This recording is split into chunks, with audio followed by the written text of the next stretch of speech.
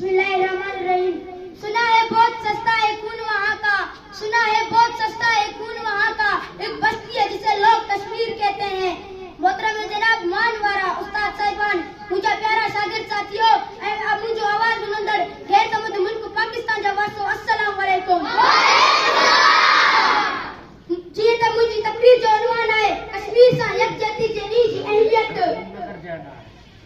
कश्मीर सा यकजहती जनी वाजे बुधाए तो त कश्मीर पाकिस्तान जी एक रियासत है। ये रियासत हिंदुस्तान जी न आ।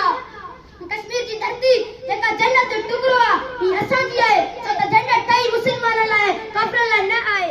इल्ला के शहर लिखियो है इब्ने आदम कट रहा है बिन्त हवा लुट रही है। इब्ने आदम कट रहा है बिन्त हवा लुट रही है। ए खुदा देख तो सही तेरी जन्नत जल रही है।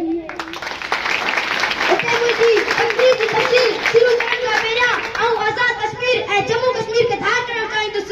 ये कश्मीर जी रियासतूं आहिनि जिते आजाद कश्मीर पाकिस्तान जी रेगुलेशन में अचे तो।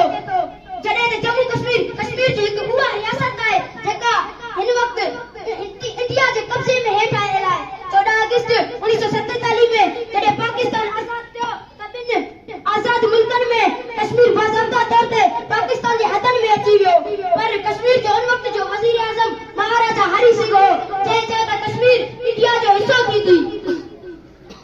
बाद में इहो तय कयो वियो त कश्मीर हिस्सन के ॿिन हिस्सन में विरायो वियो।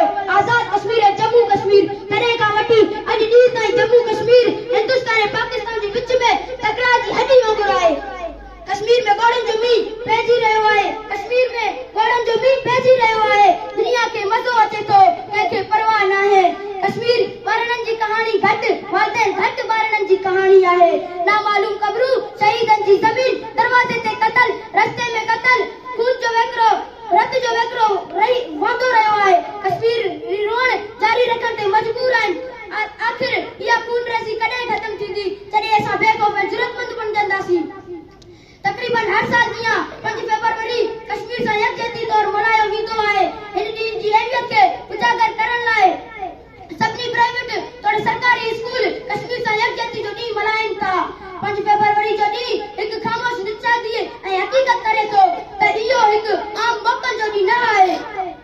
असांजे मुल्क पाकिस्तान 1990 में 5 फरवरी खे कश्मीर सां यकजहती जो ॾींहुं मल्हाइण लाइ रखियो आहे। कश्मीर जी अवाम पंहिंजी नस्लनि खे पंहिंजी आज़ादी जी जंग लाइ कुर्बान करे छॾियो आहे।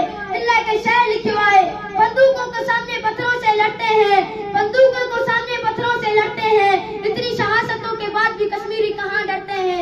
बड़े तो बड़े बच्चे भी आगे बढ़ते हैं।